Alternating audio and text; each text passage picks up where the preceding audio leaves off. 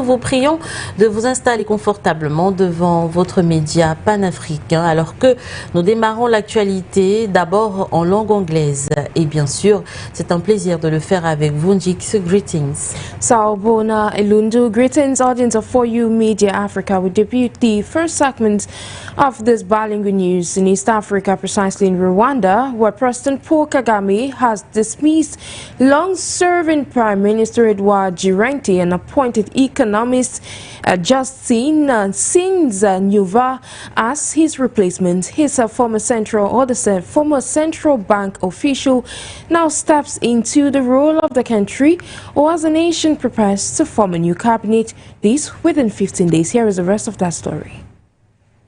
Rwanda has a new prime minister. President Paul Kagame on Wednesday dismissed long-serving Premier Edouard Girente and appointed economist and banker Justin Nyuva as his replacement. Girente, who held the post since 2017, was replaced in a move announced by the office of the government spokesperson. Nyuva served as vice governor of the National Bank of Rwanda until his appointment. In his first remarks, he pledged to lead with humility and commitment, vowing to help the president achieve his vision for the country. He stated, quote, "I fully embrace the responsibility entrusted to me and remain committed to advancing our national priorities with integrity and purpose," unquote, he said. According to the Rwandan constitution, the appointment of a new prime minister sets the stage for the formation of a new cabinet. The president, in consultations with the premier, is expected to appoint ministers within 15 days. The newly appointed prime minister brings a strong academic and professional background to the role. He holds a PhD in economics from the University of Leicester and previously served as permanent secretary in the Ministries of Education and Trade. He also worked in the United Kingdom as a senior economic advisor in the Office of Rail and Road. His appointment is seen as part of a broader government reshuffle aimed at driving Rwanda's national priorities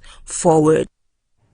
Thank you, Mansley. Meanwhile, we proceed this time around to talk something else. In the course of this news, where the U.S. House of Representatives, the Foreign Affairs Committee has advanced a bill that could potentially lead to sanctions against South Africa due to its foreign policy decisions. The bill aims to comprehensively review the relationship between the two countries and identify South African government officials and ANC leaders eligible for sanction. Kutei Maba has the rest of that update.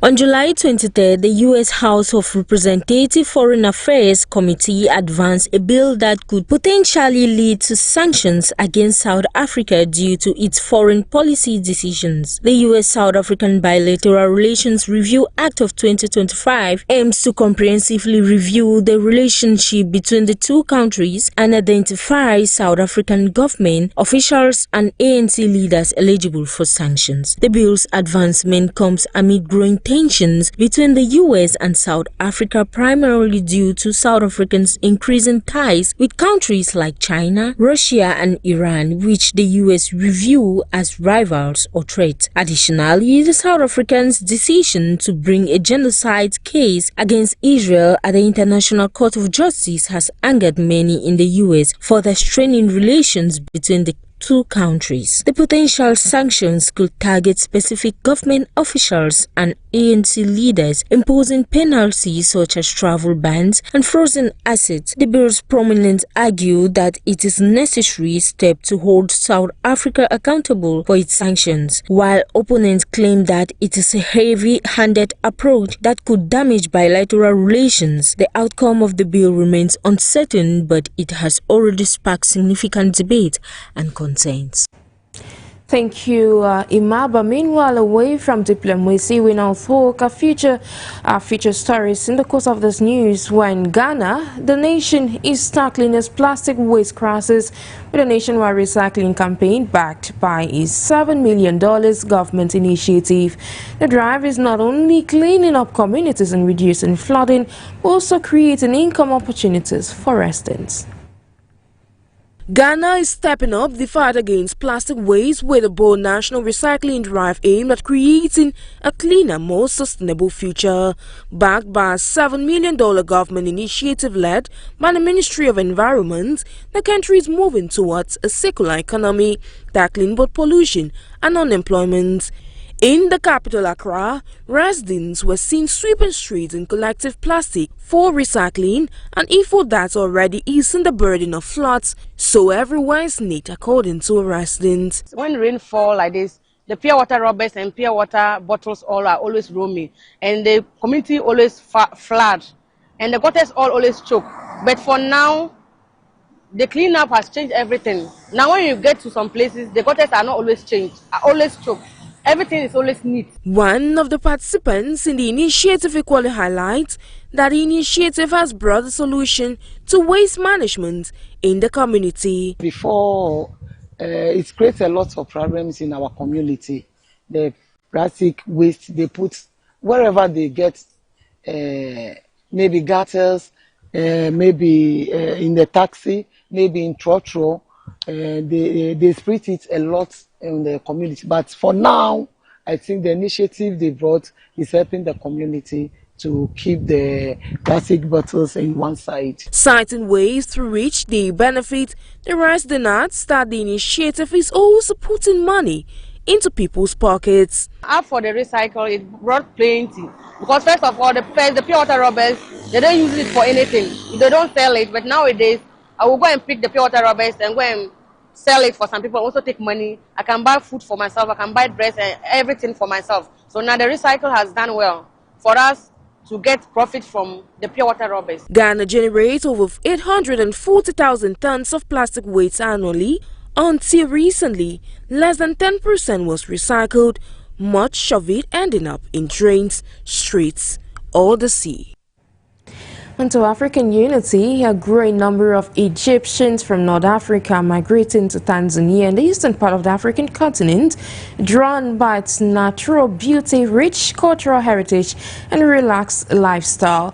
The country is becoming an attractive destination for those seeking a new home, with many Egyptians finding opportunities for personal and professional growth in Tanzania's vibrant cities and scenic landscapes.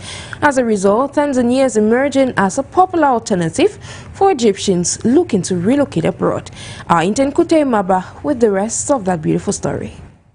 Recently, a growing number of Egyptians have been migrating to Tanzania, drawn by its stunning natural beauty, rich cultural heritage, and relaxed lives. The country is becoming an attractive destination for those seeking a new home, with many Egyptians finding an opportunity for personal and professional growth in Tanzania's vibrant cities and scenic landscape. Tanzania's diverse landscapes, ranging from the Segreti National Park to the beaches of Zanzibar, offer a unique blend of adventure and relation. The country's cultural landscape is also rich and diverse, over 130 ethnic groups, providing a unique experience for experts. Additionally, Tanzania's growing expat community makes it easier for Egyptians to settle in and connect with like-minded individuals. As the number of Egyptian migrants to Tanzania continues to grow, the two countries are likely to strengthen their ties. Cultural exchange programs, business partnership, and people-to-people diplomacy are expected to increase, fostering greater understanding and cooperation between Egypt and Tanzania. With its unique blend of natural beauty,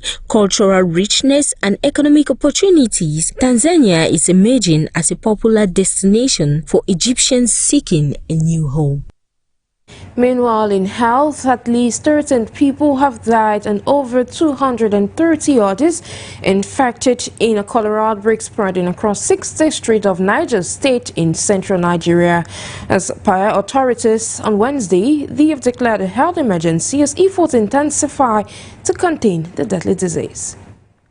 In a recent health challenge, over 13 people have died and more than 230 others infected following a cholera outbreak sweeping through 6 districts of Niger State in central Nigeria. The state's Commissioner for Primary Health Care, Ibrahim Ahmed Dangana, confirmed the figures during a press briefing, warning that the outbreak is still spreading. Authorities have set up emergency treatment and isolation centers in all affected areas in a bid to contain the disease. The outbreak comes just weeks after Nigeria declared a national cholera emergency on June 26, following a sharp rise in cases across the country. Cholera, waterborne disease caused by the bacterium Vibrio cholerae, spreads through contaminated food and water and can lead to death within hours if left untreated. In Nigeria, impact is worsened by poor sanitation, limited access to clean water, and a strained public health system. The World Health Organization says it lists Nigeria amongst the most cholera-affected countries on the continent, and the country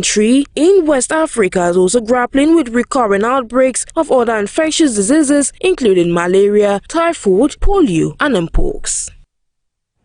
To culminate this first segment of the news, we take you out of Africa, where the United States has announced it is withdrawing from UNESCO, and this was done during a press briefing on Tuesday by the spokesperson for the U.S. State Department, Tammy Bruce. Here is the rest of that update.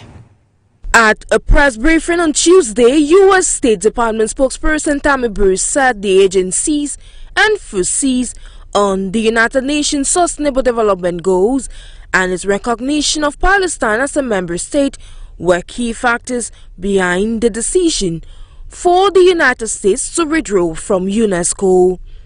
Continued involvement in UNESCO is not in the national interest of the United States, Bruce stated, describing the agency's agenda as decisive and incompatible with the administration's America's First foreign policy.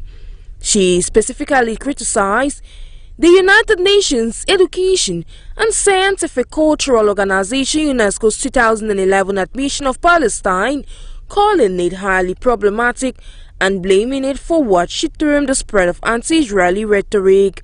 In a related development, Bruce announced that U.S. Special Envoy Steve Witkoff is heading to the Middle East to help structure and secure a ceasefire in Gaza and stabilize humanitarian aid delivery. This follows the troubled launch of a U.S.-backed maritime aid corridor in May, which has been marred by logistical hurdles and security risk. Reports indicate that at least 875 people have died trying to access food. Bruce condemned Hamas for politicizing aid and stressed the urgent need for relief. On the broader Israel-Gaza conflict, she cited fear and indecision as barriers to peace.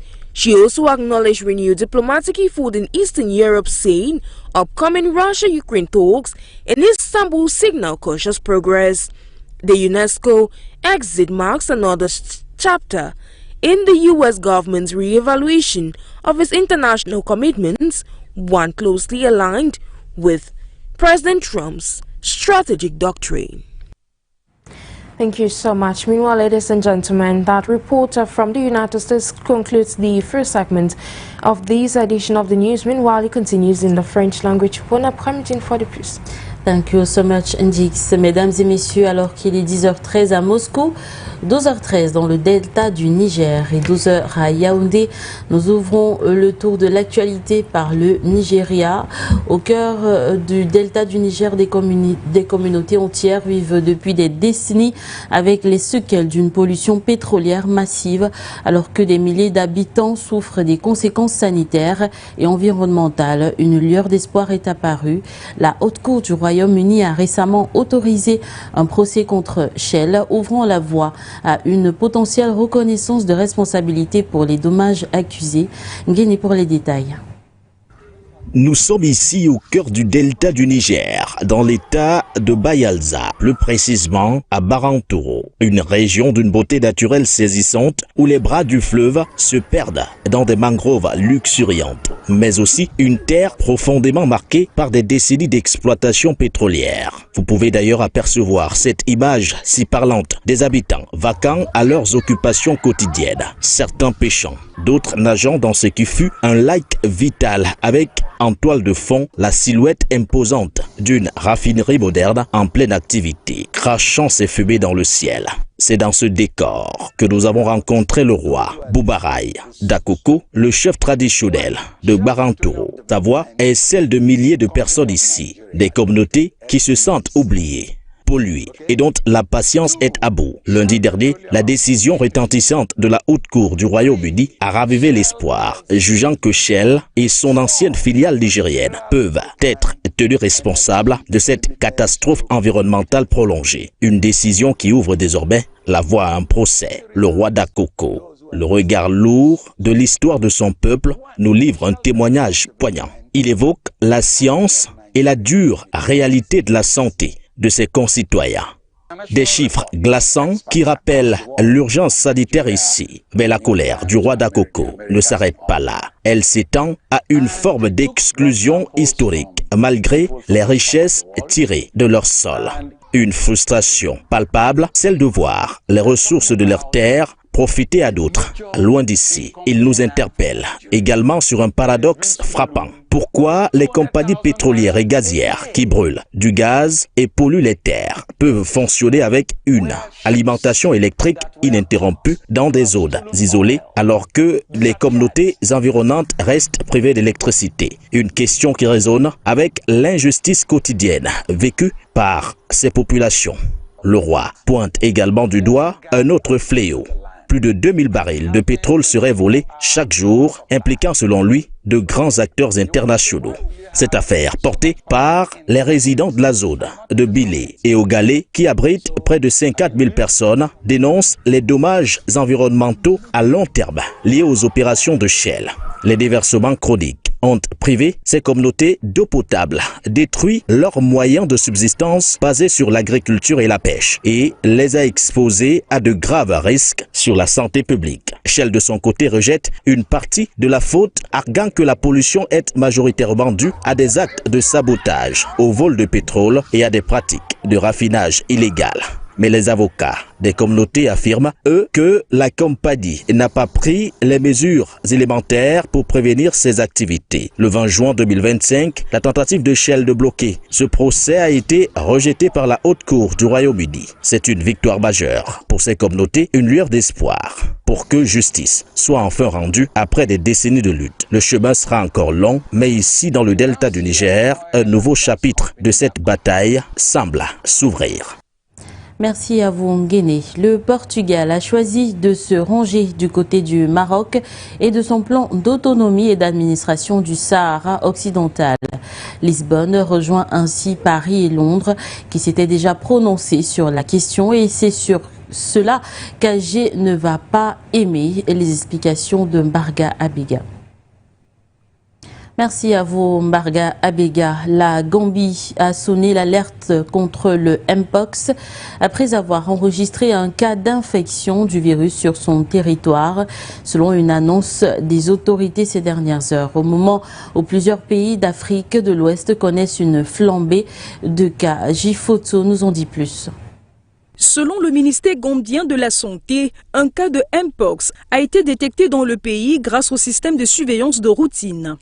La détection d'un seul cas dans un pays où le Mpox n'est actuellement pas en circulation nécessite une réponse immédiate, a indiqué le ministre de la Santé, soulignant qu'il procédait déjà au traçage des cas contacts et qu'un processus de séquençage était en cours pour déterminer le sous-type de virus.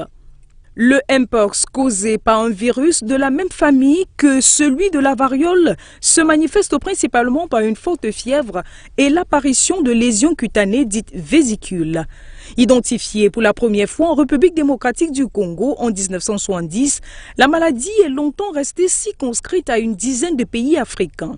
Elle a deux sous-types, clade 1 et clade 2. Le virus longtemps endémique en Afrique centrale a traversé les frontières en mai 2022 lorsque le clade 2 s'est propagé à travers le monde, affectant principalement les hommes ayant des relations sexuelles avec des hommes. D'autres pays d'Afrique de l'Ouest sont également touchés par le virus, tels que le Libéria et la Guinée. Merci à vous, Jifotso. Et sur la sortie des États-Unis de l'UNESCO, le porte-parole du ministère chinois des Affaires étrangères a passé en revue ce mercredi les principaux dossiers chauds de la diplomatie chinoise. Face à la presse, le porte-parole a décliné la position de Pékin sur chacun des sujets abordés en clarifiant à chaque fois les zones d'ombre. Le compte-rendu de Mbarga Abega.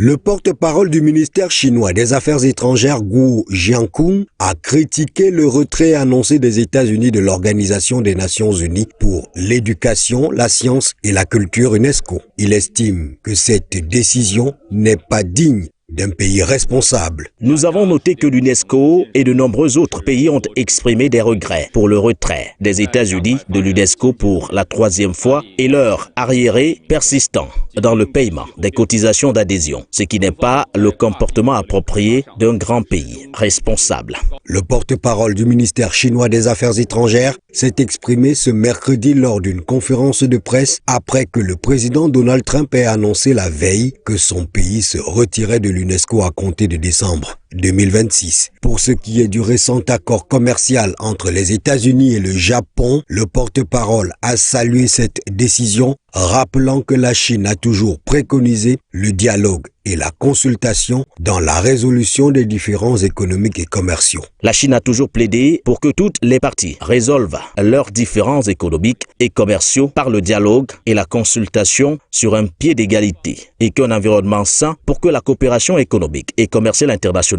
soit maintenue. Le porte-parole de la diplomatie chinoise a également répondu aux questions des journalistes sur des sujets tels que les pourparlers Iran-Russie concernant le nucléaire, la reprise par l'Inde de la délivrance de visas touristiques aux Chinois, de même que la construction par la Chine, son pays, du plus grand barrage au monde, un sujet qui inquiète New Delhi.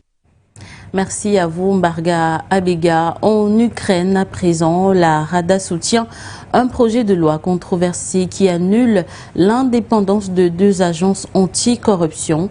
1 millier d'habitants de Kiev sont descendus dans la rue pour manifester contre ce projet. Les détails avec nos correspondants. Le fait que l'Ukraine soit l'un des pays les plus corrompus du monde est bien connu de tous. Il est évident que la plupart des fonds budgétaires n'atteignent jamais leur destination prévue. Ceux-ci disparaissent en chemin. En effet, entre 30 et 50% de l'économie du pays est une économie souterraine, selon le président de la commission des finances à la Rada. Parallèlement, la nouvelle première ministre ukrainienne nie l'ampleur réelle de la corruption dans son pays et déclare dans une interview accordée à Bloomberg ce 22 juillet que ses concitoyens exagèrent tout simplement le problème. Honnêtement, au sein de la société ukrainienne et de certains groupes sociaux, le problème de la corruption est amplifié et exagéré. Quelques heures après les propos de la première ministre ukrainienne, plusieurs employés d'organes anticorruption ont été arrêtés en Ukraine, selon les mêmes informations de Bloomberg. Il semble que le régime de Kiev ait décidé de traiter cette problématique à sa façon. Si les organismes anticorruption n'existent pas, il n'y a pas de corruption, c'est aussi simple que ça. Ou du moins, c'est visiblement la position de l'entourage de Zelensky. Ainsi, ce 22 juillet, le Parlement ukrainien a soutenu un projet de loi qui détruira l'indépendance de 2 organes anticorruption en Ukraine et va les soumettre au procureur général. En conséquence, toute l'infrastructure anticorruption de l'Ukraine sera démantelée, comme l'affirment directement les responsables ukrainiens.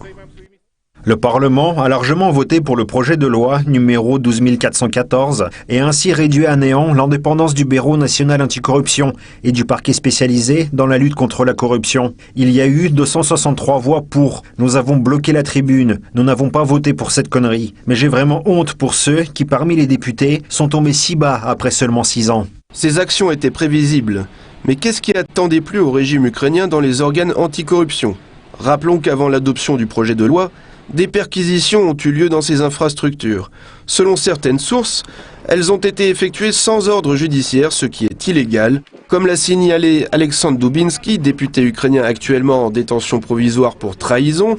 Lors des perquisitions, les services ukrainiens ont saisi des documents qui auraient pu constituer un élément de preuve majeur dans les enquêtes sur des schémas de corruption impliquant tant l'entourage proche de Volodymyr Zelensky que lui-même.